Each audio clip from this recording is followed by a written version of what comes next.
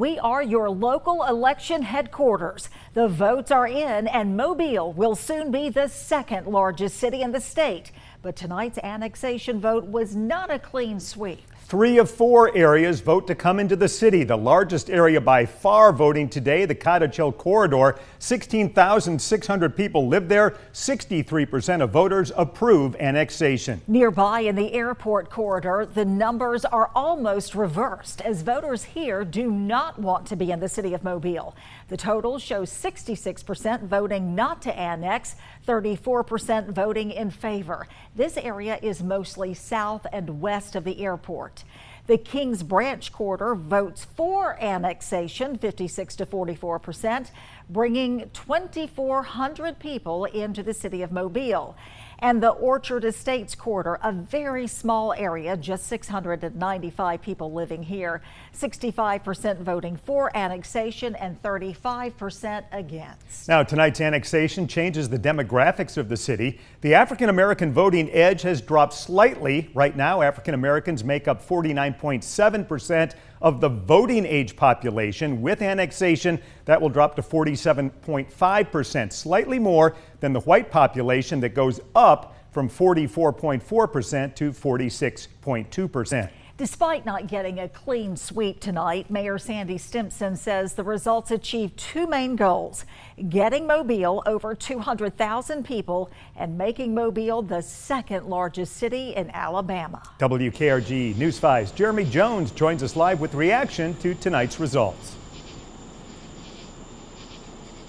Yeah, Pete and Roseanne, obviously Mayor Sandy Stimpson was ecstatic about the results, and I spoke with him and Chief of Staff James Barber, who say that this has been in the works since 2019. However, local activists say that because of the new voting age population of the people from Cottage Hill coming in, that they're concerned about the black population in the city of Mobile. Now, 4 neighborhoods today casted their ballots to vote whether or not they wanted to annex within the city. And the Kings Branch, Orchard Estates, and Cottage Hill corridor, like you guys said, have voted to annex today, but the airport corridor has not. And Mayor Sandy Stimpson addressed that today when we spoke with him, saying that he knew this was going to be a challenge trying to get those residents to come into the city.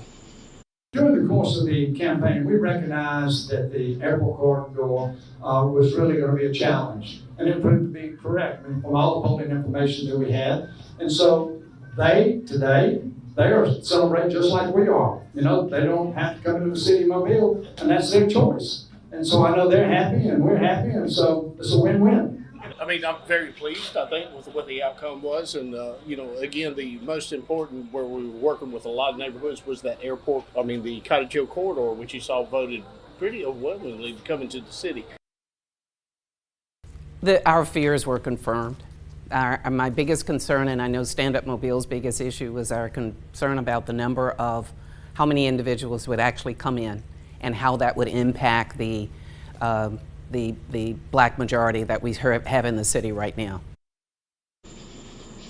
Mayor Sandy Stimpson says residents will receive the city's EMS services by tomorrow, and a city spokesperson tells me that citizens in the newly annexed areas will receive trash and garbage pickup by October 1st. Now, I'm also told that the citizens in the newly annexed areas, they won't officially become citizens in those areas until the probate court finalizes the election results, and that could happen as soon by next week. Reporting live in Mobile, Jeremy Jones, WKRG News 5.